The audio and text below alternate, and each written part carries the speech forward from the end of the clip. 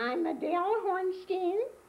I was born in Omaha, Nebraska, October 23rd, 1919. I was born at the Ford Hospital down, I think, on 27th and Harney or Howard. My father had a store on North 24th, clothing store. We lived in back of the store. We had, I think, 3 rooms, a bedroom, 2 bedrooms, a little kind of a living room area, kitchen, and a bath. The bathroom had no tub. We had a rubber tub that my mother would fill up with warm water to tap, and then she emptied it with buckets. I went to Kellum School, I think for about a year and a half. I had developed polio, and I was not able to go to school for quite some time. When I was 7 years old, my father took me to a doctor in Council Bluffs because no one in Omaha knew how to treat the disease. This doctor was a German refugee. He spoke very little English. He knew exactly what to do. They operated on me, and I got full use of my leg after a period of about 5 or 6 years. I was in a wheelchair. My parents worked very hard in that little store. Actually, it was a little gold mine. We carried everything. Ladies' shoes, children's shoes, all kinds of drapery material and linens. We actually had a very nice life. My brother was 2 years younger than I. After we were about, I think in our early teens, my father built a duplex on 53rd and Farnham. And that was really wonderful. It was a beautiful place. I went to Dundee School, went all through Dundee School. Then I went on to Central. I met Joe when I was 16 at a Rono dance. Rono was a fraternity. And we went together for 2 years and decided to get married. I was 18 years old. Everybody thought I was crazy. But actually it was wonderful. We had a wonderful life, raised 3 wonderful children.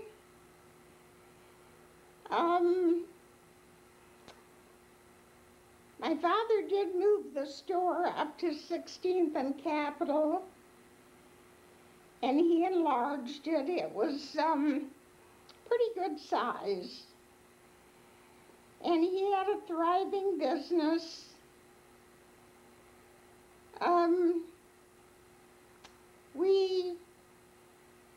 We had a good life after that, except that my mother had been very ill. She passed away in 1936. And it was kind of difficult being without her. My father remarried about a year later. Married a wonderful lady. Her name was Lucille. She was actually like a mother to both Stanley and I. And she was just a dear lady. Stanley didn't exactly get along with her, but you know, he was in those bad years. He was about 14 years old, and he didn't like the idea of having a stepmother. But she really tried very hard and finally won him over. And stop. Let me go back. Oh yes, there's something else I'd like to bring into this story. My mother had severe arthritis, and when I was about 15 years old, the doctors here recommended that she go to the Mayo Clinic for treatment. We went up there. My father drove us up to the clinic, and she went through a lot of tests, a lot of agony, and they decided to give her typhoid shots. There had to be a series of them. Well, that meant that we'd have to stay up at the clinic for a number of weeks, and my father couldn't leave the store. So he left us at the clinic, and we were in a hotel, and they started giving her the typhoid shots. Well, they made her very, very ill. So for a period of about 3 months, I stayed up there with my mother. My father would come up on weekends. He would drive up. And I think once or twice I came back to Omaha with Bess Stern and her husband, who had come up to the clinic for a checkup. And then I went back and stayed there by myself in a hotel. In those days, you didn't have to worry about being raped or harmed or anything. And every day I went to St. Mary's Hospital to visit my mother. I think I walked. It was about a mile. And she had the treatment up there. And finally, they decided to bring her back to Omaha. And they brought her back, I think it might have been around November or December, and they gave her one more treatment here in Omaha. And it was in the winter, of course. She developed pneumonia, and she passed away. That was in 1936. So my growing up years, you know, my teen years were a little difficult because she was ill most of the time. We had nurses around the clock and that kind of thing, and I never wanted to leave her. So when she passed away, I started to get out a little bit. I did have friends. And then in the summer of 36, let me see, she died in January of 36. In June is when I met Joe. And it was just love at first sight, even though we were young. Joe was only 18. That's pretty young. So all of my days were not wonderful ones. You know, there were bad times, there were good times. And when my father married Lucille, we really had a good home life. You know, we had Shabbat dinner every Friday night. As a matter of fact, when Rabbi Brooks and Jane came to Omaha, my parents were the first ones to have them for Shabbat dinner. And they had dinner with us quite a few times.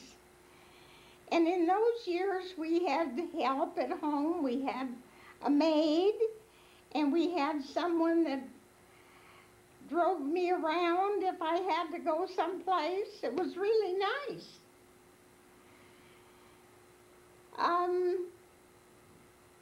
After Joe and I got married, we were married for 2 years when Bennett was born.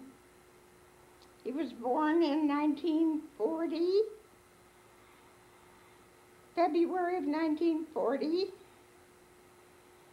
and he was a wonderful little boy. And then Mike came along 2 years later, and he was a beautiful baby, beautiful. And as he grew up, he was a little feisty, but we managed. And 7 years later, Francie came along. We had a wonderful, we lived in a great neighborhood.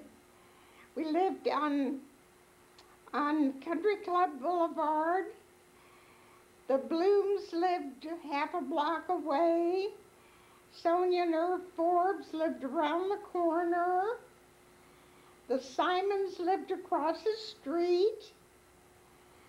The Pessons lived a couple of doors away. And we were like family. I mean, we saw one another almost every day. Our children grew up together. We did things together, almost like a family. It was wonderful.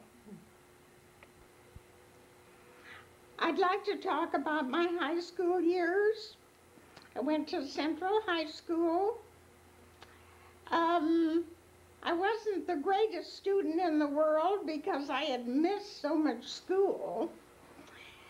But we had a little group of friends. It wasn't so little, boys and girls. And our house was always the hangout. Everybody hung out at our house. I think it started probably the year that my mother passed away, and there wasn't too much supervision at home except the maid and her husband. So they would come over to the house and talk, and we didn't do anything, no drinking or smoking or anything like that. But we had a terrific group of friends. The fellows were wonderful.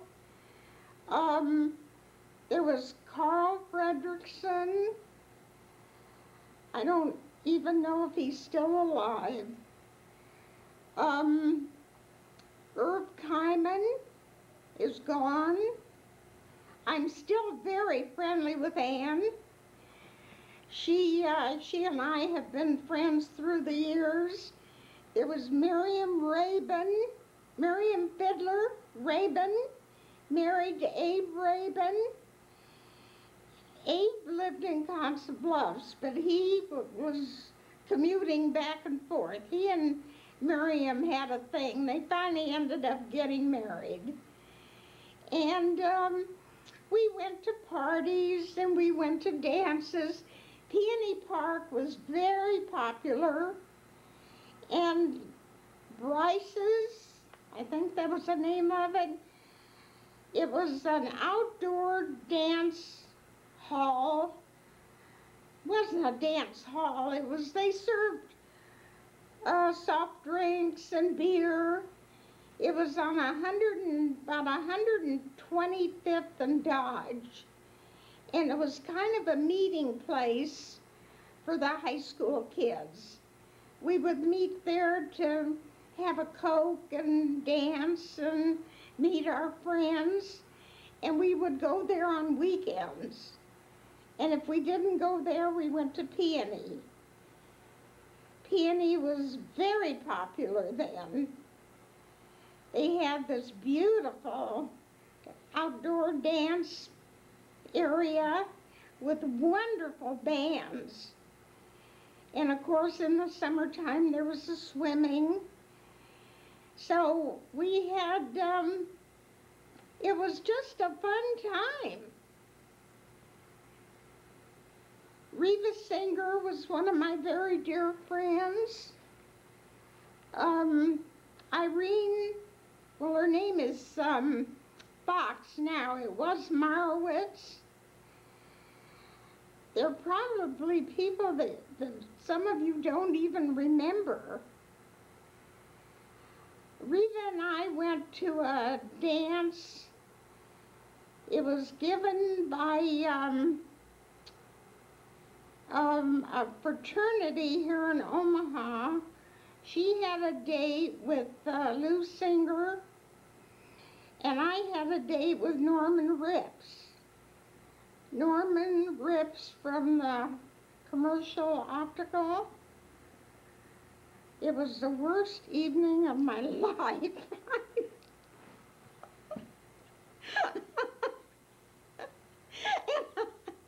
I couldn't wait to leave.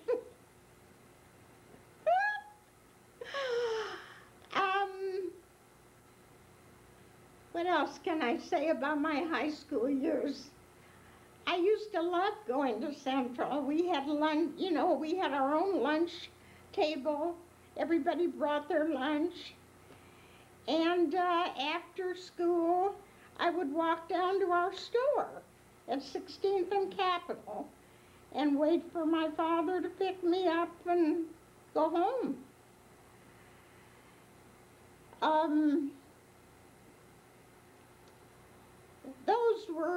Those were just fun years. They were wonderful years.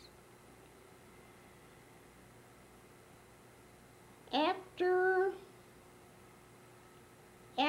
high school, well, I got married. I was right out of high school.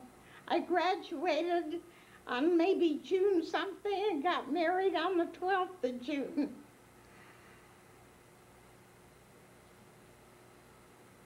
Did you go away on a honeymoon? Yes. Tell me about We that. we went to Colorado Springs and Denver, and we saw all went up to Pikes Peak, and it was so freezing cold up there, and I had a little thin coat on. And that was wonderful. That was very nice. I think we were gone a week. Joe got a week's vacation. He worked for my father. And when we came back, my father offered him a raise in salary, I think from $18 a week to $25. Something like that. It was very, very little. And I used to have envelopes, because I budgeted the money, so much for rent and so much for electricity and food. We didn't go out to eat much in those days. But my folks were wonderful to us. They would take us out to dinner, or we'd have dinner there. And Lucille was terrific. She'd fix extra food and she'd bring it over. They furnished our whole apartment when we got married. When we came back from our honeymoon, everything was in place. Everything. The bed was made. There was food in the refrigerator. It was unbelievable. I don't know if parents do that nowadays. So, as I said, I had good times and I had sad times. But I think everybody, you know, that's life. That's the way life is. And then when the children were born, then he was a wonderful little guy to raise. He was very pliable. He was a good student. He, when he got to high school, he didn't feel like he was really doing his best.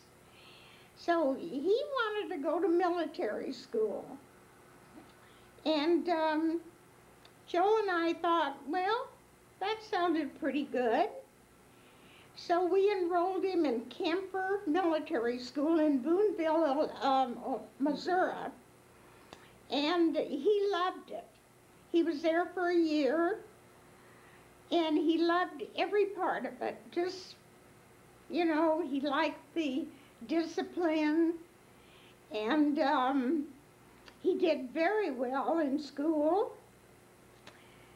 And as the years went by, he came back and went to Central and graduated from Central. And then he went to Oklahoma University, where he had 4 years and graduated. And he really didn't know exactly what he wanted to do, so he decided to go to Europe.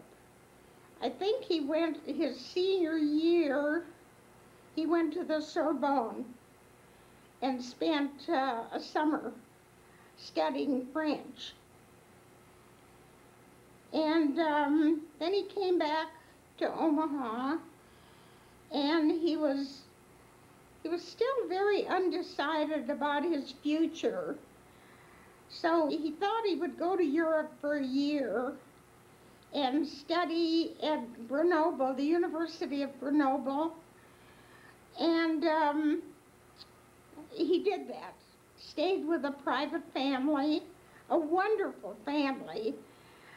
Unfortunately, I never met them, but she was an attorney, and he had a board agency.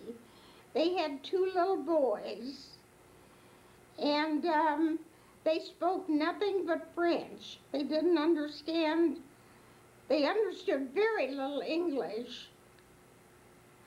But it was wonderful for Bennett because he picked up French immediately and got very close to the family, and ended up being like part of the family. He adored the little boys, and I think their name, the husband was Marcel, and her name was Suzanne. And they kept up a correspondence for a little while, and then you know how things are, it just kind of dwindled down. And Bennett came back to Omaha and decided to go to law school. And he was accepted at Berkeley. And he spent 3 years in law school. In the meantime, he and Nancy had been corresponding. Nancy had also gone to Oklahoma. And something was going on, we could tell. So they kept up a correspondence, and they got married, I think, just before he went to Berkeley. And Nancy got a job in Berkeley as the teller at Wells Fargo. And Bennett graduated from law school, came back to Omaha and started practicing. He went into the public defender's office and also had a private practice. And he did very well. He loved his work, just loved it. And unfortunately, I think about 1970 was when he lost his voice. I think it was about 1970. All of a sudden, he had no voice. So that stopped him from doing court work, which he loved. That was his favorite part of law.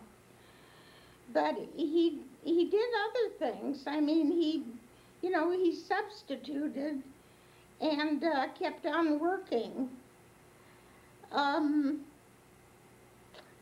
Things went from bad to worse with him. He contracted cancer, and for 9 years he battled cancer. He had a sarcoma of the spine, which he had surgery, but they couldn't get the whole tumor, so it kept growing. And even in spite of that, he still kept working. He went to the office whenever he could, even on the days that he was in agony, he still went to the office. And he was in the hospital quite a few times. He passed away in 86. Michael left Omaha in, Michael's been gone about 32, 33 years. Michael decided he wanted to go to California to become a stockbroker. So he bought a car and drove to California, got in with a very fine brokerage firm, and did extremely well.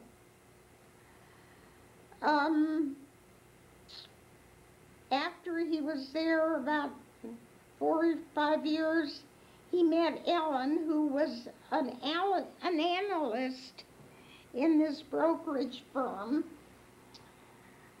Ellen is his wife. She's a very bright young lady. They got married and now have 2 children, both in college. Emily is a senior at Washington University in St. Louis, and Jordan is finishing he's finished his freshman year. He started his second year at Emory University. They're both very bright children.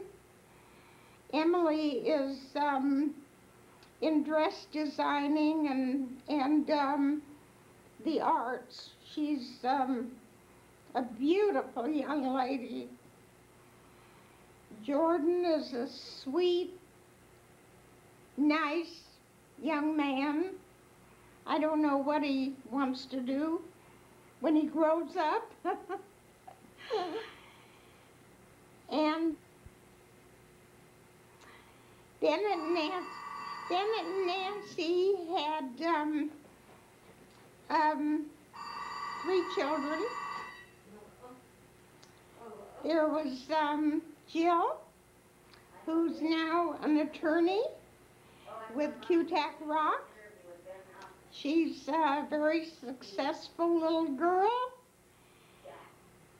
She just had her second child, so I'm a great-grandmother, twice over. Jill has always been kind of a bookworm. She just enjoys reading and doing her work. In fact, she loves her work. She's very much like her father.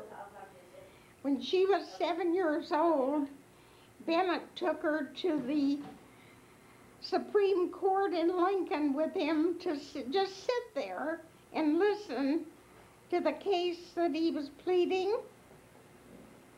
And she sat there, didn't say a word, just took it all in. And then he took her again. She was too little then, of course, to know what she was going to do.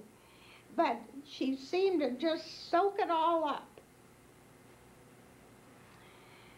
Beth is number 2 daughter. She's an adorable, full of fun young lady. She is in Denver. She just changed jobs. She's working for the Denver Opera, where she runs the office and does numerous duties. And she seems to be very happy. And Joey is a sweet young man. He's so much like his father. He even walks like him. He's got a lot of his mannerisms. And he's working for a computer company. I think in sales. I think that's mostly what he does. And he loves living in Colorado. He's close to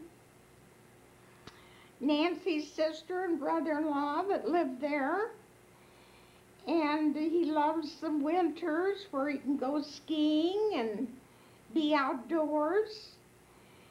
And he's very much an outdoor kid. A lot like Bennett used to be. Bennett used to love that. And I've been blessed with wonderful grandchildren. And really wonderful children. I never had any trouble. With drugs or liquor or any of that. So I really feel like I've had a pretty good life.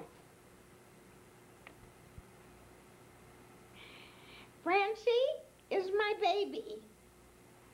She's now 54 years old.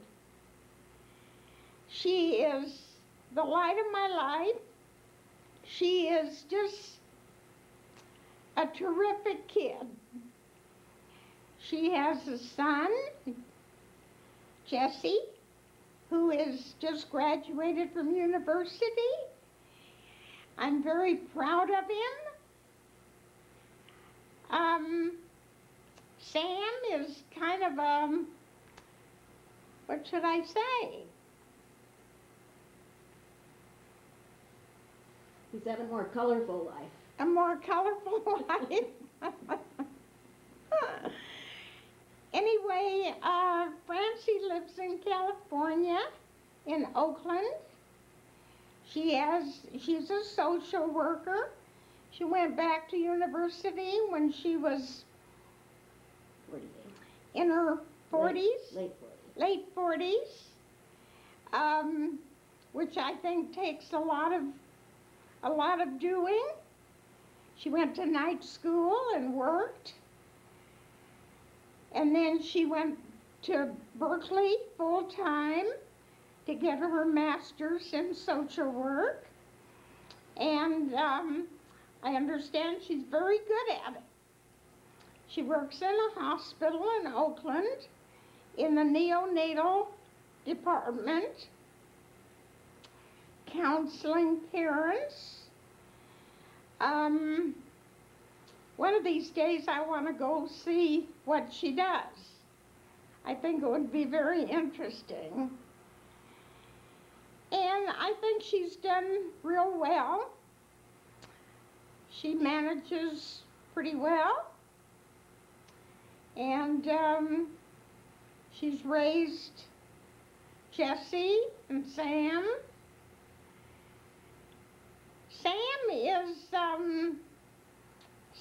She is not Sam's biological mother. She is kind of His legally adoptive mother. Yeah, legally adopted, okay. Okay. But, I think she's content there, I hope. She's too far away from me, but there's not much we can do about that. She wants me to move to California, but I don't want to move. I want to stay where I am. And Mike's wife, Ellen, is a very bright young lady. She's always going to university. I think she went back to school just recently. She's taking a computer course and some arts. And she's done a terrific job with those two kids. She's really a dedicated mama. She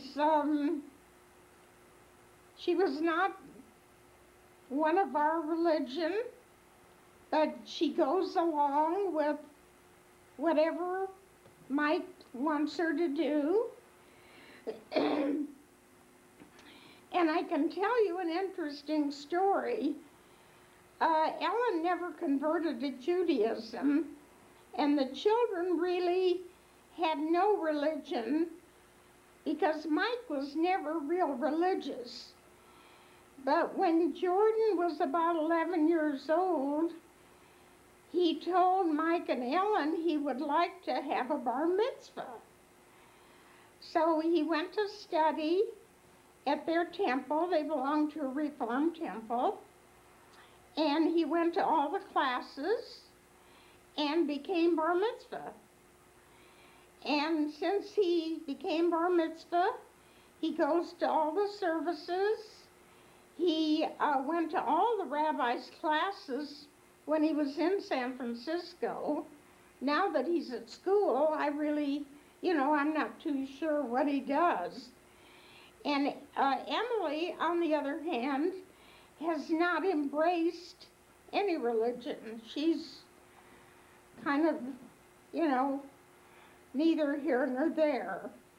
And I don't think she will ever, at least, oh wait, I take that back. She is dating a Jewish boy in Chicago that she met at school. As a matter of fact, she was in Chicago this weekend to be with him.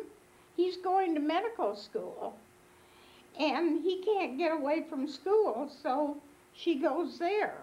He goes to Northwestern. I have not met him. I hope to meet him if it's serious. But she's been going there a lot, and he's been driving her back to school, on holidays. So maybe, who knows? You don't know.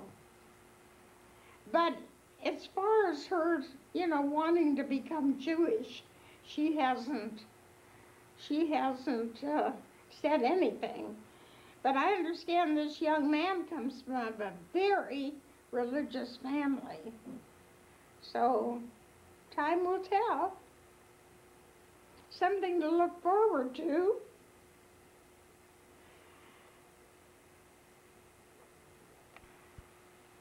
Now I'd like to talk about Nancy.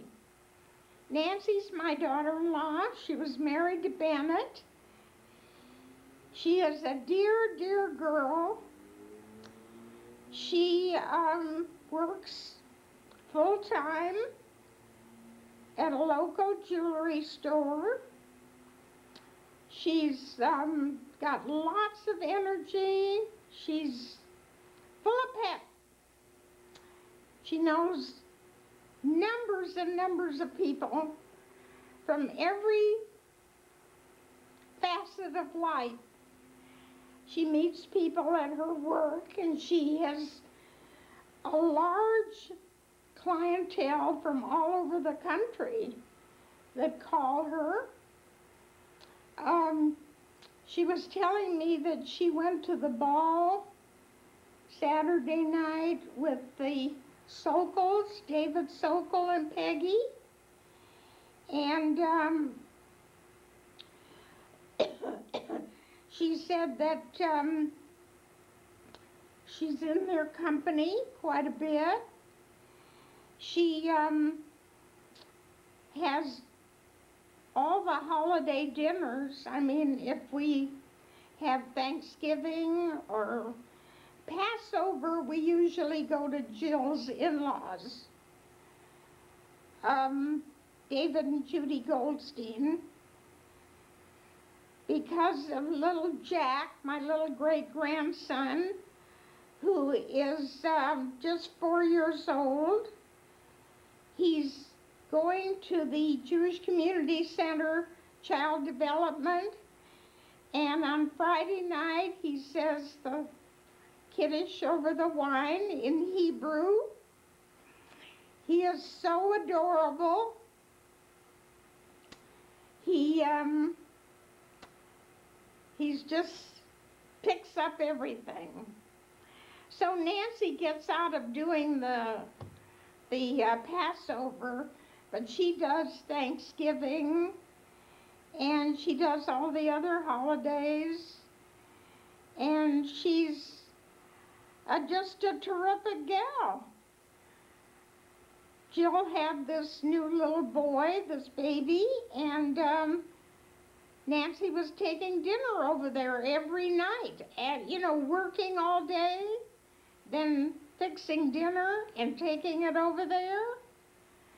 Like, she'll stay up till 1, 2 o'clock in the morning cooking or baking for someone.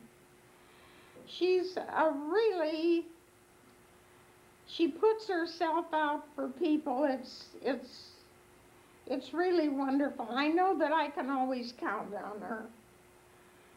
And she's that way with her mother, Sally Wenger, who is going to be, I think, 93.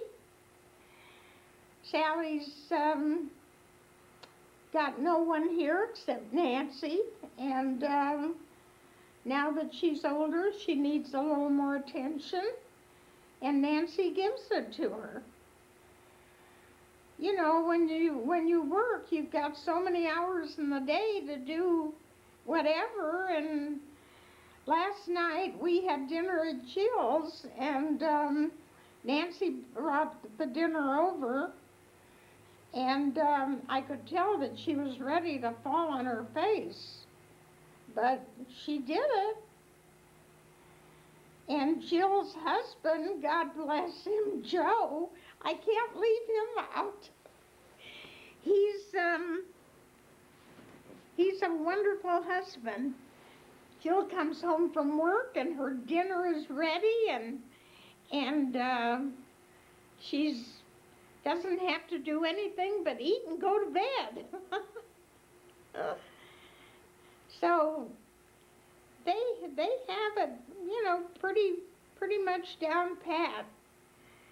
They have a nanny that takes care of the children during the day, and Jill is still on maternity leave, but she'll be going back to work, and then their life will be, hectic. Because Joe works too. So it's, everybody's very, very busy. Sometimes I feel a little left out because nobody calls, and I'll call and I'll give a little dig. I haven't heard from you for about 4 or 5 days. Well, we're busy. But I guess that's pretty normal. So I try not to let it get to me.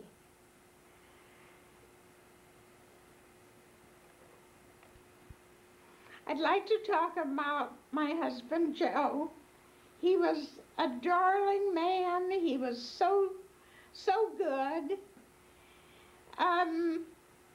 We started out with nothing, practically nothing. He worked for my father, and he put in very long hours. He would go to work at 9 in the morning. He'd be there before 9. And in those years, the retail stores stayed open till 10 o'clock at night. And so by the time he would get home, the children had already had their dinner, and so they saw him very little. Because in the morning they would be off to school and he would be off to work. But it worked out okay. I mean, our weekends were always together, and we did fun things together. We used to spend a lot of time with Uncle Sam Hornstein and his family. Sunday was a routine day. We got the kids together and we went over to Uncle Sam's to be with Helen and Joe and, what's her name? Dorothy Strauss, who was a stepsister, half-sister. And we'd have dinner over there as a rule. The kids loved it. They played out in the backyard. And Uncle Sam always was so proud of his flowers and his tomatoes. So was Papa. My father-in-law, God bless him, he was the sweetest man in the world. And we had a very wonderful marriage. We had wonderful children. We had a lot of friends. I mean, just the people in our neighborhood when we would get together. And we decided, some of our friends and us decided that we would get this club together. And there were 12 couples, and we were all very close. There was Rita Lusinger, Elaine and Mace Jabanis, Mort and Sylvia Friedlander, Beverly and Gil Frieden, who else was in it? The Blooms. Did I mention the singers? Yeah, Dina and Beb. Were they in it? No, they weren't in it. Rose and Ben Rosen. Libby and Maury Sachs. And Libby and Maury Sachs. When was this? 1950 something? It was in the, probably in the 50s.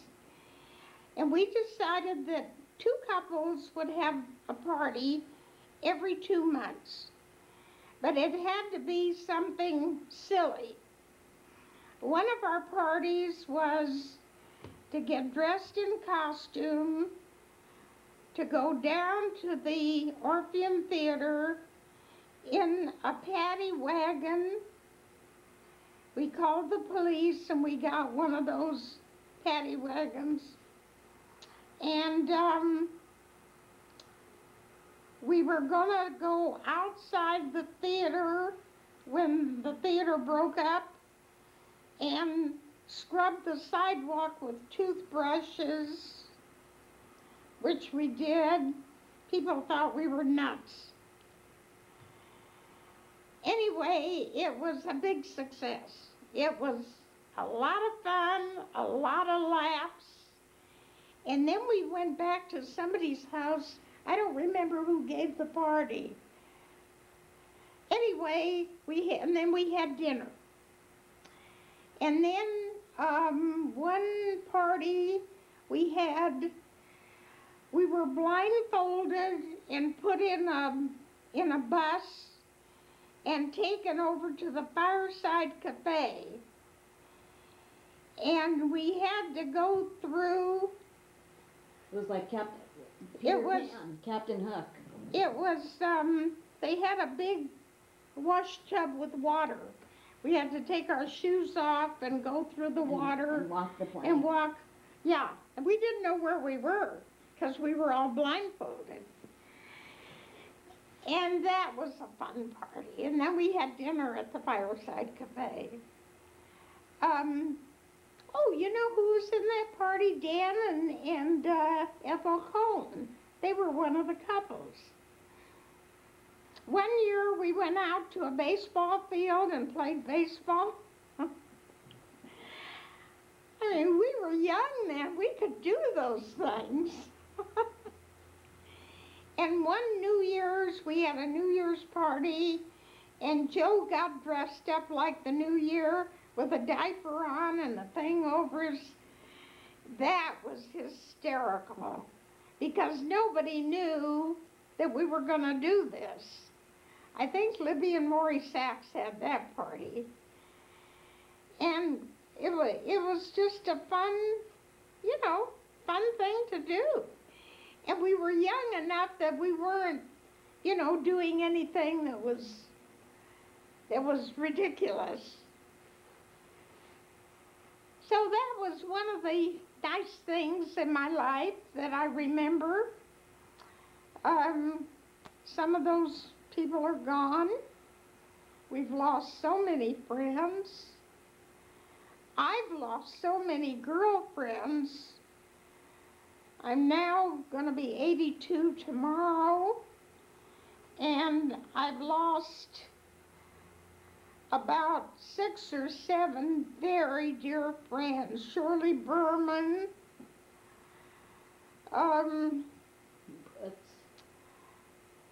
Reva Singer is gone. Butz Nog is gone. Doris Coombe. Bess Nog is gone. I mean, it's just, now it's getting to me. The fact that I've lost all these people because we were so close. And then you start thinking,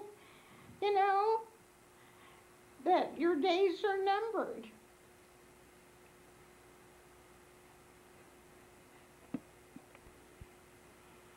I'd like to talk about a favorite thing that I do that I get razzed about every day. I go to the food court at the Westroads for lunch about 3 times a week, and I usually meet Mary Saperstein and Billy and Esther Syrup and the Mashbines. Mashbines have not been too steady because she's not too well. But we never know who's going to show up. So whoever is there, we have lunch, we talk, we laugh, and then everybody goes their own way. But it's something that kind of breaks up the day, and you have a little get together and talk about maybe somebody knows something that you don't know and vice versa. But it's kind of a fun thing to do. And we've been doing it. We started doing it when Bishop's, remember Bishop's restaurant at the Westroads? We started doing it when they were in business, which goes back, about 10, 12 years ago. And that's where I met the Mashbines. I didn't know them before. So and then we meet people that also go there to have lunch and walk around the mall. I've met a lovely non-Jewish couple, the Andersons. They're there every day because they walk. They walk and then they have lunch. And they usually sit at a table right near us. So we have a few words together, and you meet people. I mean, they're total strangers, but you get to the point where you get to know them. Then one day we were sitting there, and who's sitting there but Warren Buffett? He's sitting there with his friend watching Dairy Queen to see how many people were coming and going. And he had his lunch. I think he had a Burger King hamburger, and then he ate his lunch and left. I would love to have gone up to him just to introduce myself, but I didn't. So it's kind of a fun thing. What about club, mahjong? I have several mahjong groups that I play in. I play about 3 times a week, and I enjoy that. Play with different people. And so I think my life is pretty full. As full as I want it to be. You know, some days I don't feel like doing anything. So I don't. Francie, are there any questions you'd like to ask your mother? Let's see. I think I've asked about all the big events. Let's see. Are there any things that Mike and myself and the kids are doing, or that we've done in our life, that you wish if you were born later you could have done? I'm sorry I never went to college.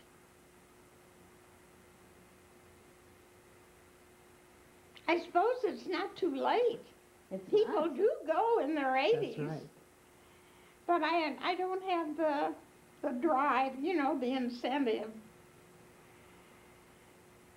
But I do a lot of reading. I read a lot of, not novels, I read a lot of periodicals, and I keep up on a lot of things that I'm interested in.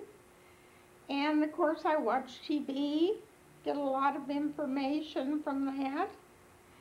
I go to movies, good ones. If they're no good, I don't go. I'm still driving. I still have all my marbles. The Playhouse, the Symphony. I go to the Playhouse. I gave up the Symphony because it was too far to walk. Parking your car, and it was just too much. So I had to give that up. But most of my friends are pretty alert. Not too many of us driving at night. And after last night, maybe I shouldn't be driving. We were going out to Jill's, and it was after dark, and I was going around a corner and I hit curb. I thought it was flat, but it wasn't. So I blew a tire, and thank God that was the worst. It was a good early warning sign. Yes, absolutely. No harm done. No, I will not drive at night anymore in unfamiliar. I'm really not familiar with where Jill lives. I know how to get there, but it's very dark. So I'm not going to do that anymore. What question or what statement would you like to leave for your children and your grandchildren and your great-grandchildren? I feel that I have raised 3 wonderful children. They've all been what any parent would expect. They've all been successful. They've been good. They've been good citizens, good part of the community. Like I said before, I feel very blessed that I have raised my children. My grandchildren so far have been wonderful. They are wonderful. I just wish that they lived closer. And my little great-grandchildren are adorable. They are precious. I love them. And I feel blessed that they're here in Omaha. If they lived in another city, it would be a little difficult.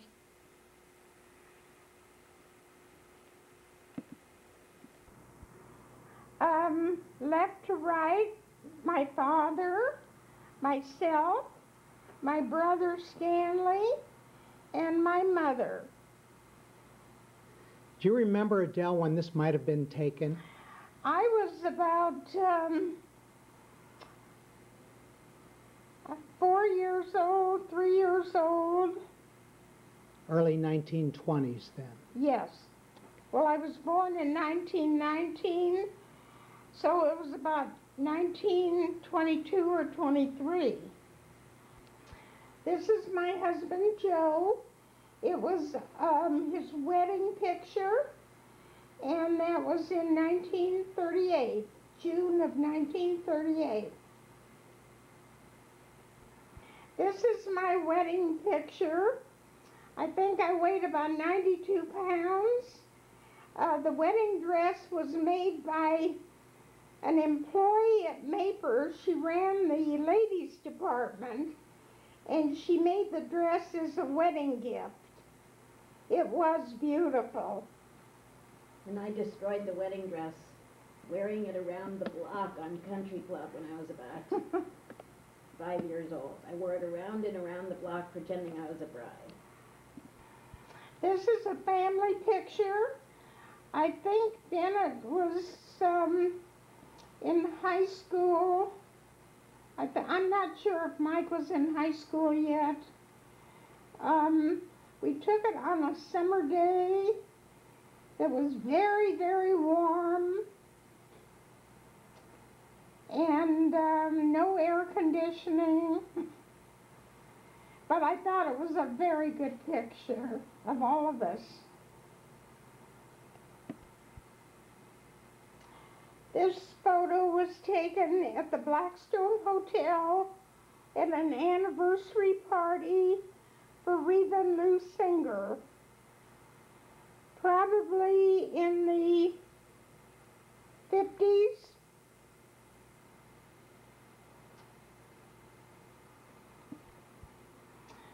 In the front is my aunt Hortense.